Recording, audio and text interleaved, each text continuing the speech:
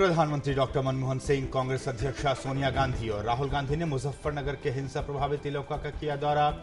इन लोगों ने हिंसा के बाद शिविरों में पनाह ले रहे लोगों से मुलाकात कर उनके हालचाल पूछे।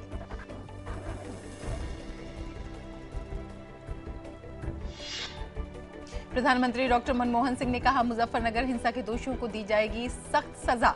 इलाके में स्थिति सामान्य बनाने और विस्थापित लोगों की घर वापसी को बताया प्राथमिकता।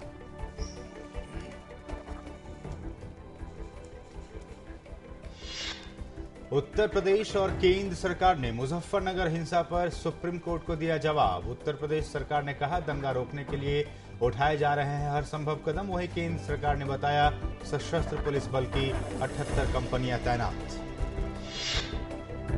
मुजफ्फरनगर हिंसा और कानून व्यवस्था का मसला उत्तर प्रदेश विधानसभा में भी गूंजा। मानसून सत्र के पहले दिन की कार्यवाही में विपक्षी सदस्यों ने जमकर किया शोर शराबा।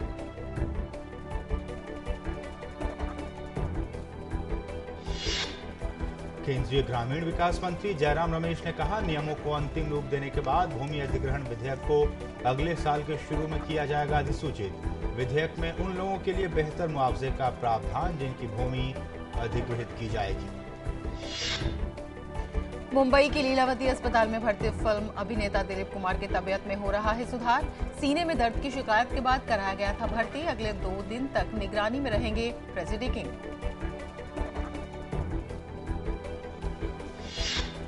सीबीआई को कोयला मंत्रालय से कुछ और फाइलें और दस्तावेज मिले। जांच एजेंसी ने कोयला खदान आवंटन घोटाले की जांच के तहत इन दस्तावेजों की जांच की शुरू।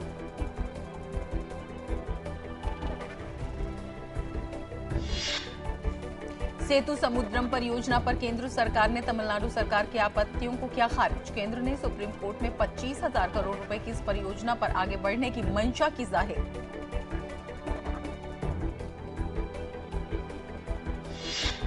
यौन उत्पीड़न मामले में आसाराम की न्यायिक हिरासत 14 दिनों तक और बढ़ी। आसाराम की जमानत याचिका पर अब सुनवाई बुधवार को होगी।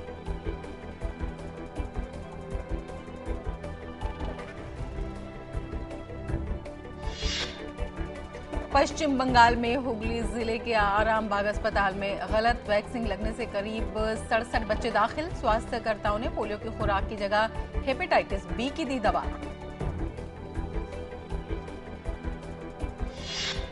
लश्कर तैयबा के बम विशेषज्ञ अब्दुल करीम टुंडा के करीबी सहयोगी मोहम्मद जकारिया को दिल्ली की एक अदालत ने 10 दिनों की पुलिस हिरासत में भेजा।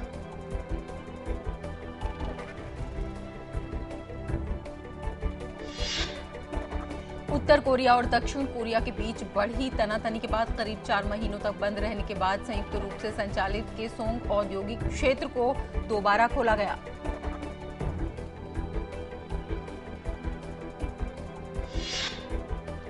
महंगाई के मोर्चे पर चिंता की खबर। खाद्य वस्तुओं की कीमतें बढ़ने से अगस्त में महंगाई के दर जुलाई के 5.79% की तुलना में बढ़कर 6.1% पर पहुंच गई। अमेरिका के वॉशिंगटन नेवी यार्ड में हुई फायरिंग में 13 लोगों की मौत और कई लोग जख्मी। हमलावर की हुई पहचान। पुलिस ने 2 हमलावरों को मार गिराया।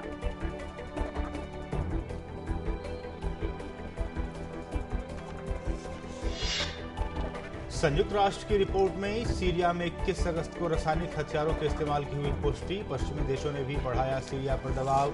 सुरक्षा परिषद में कड़ा प्रस्ताव लाने के पक्ष में अमेरिका, फ्रांस और ब्रिटेन।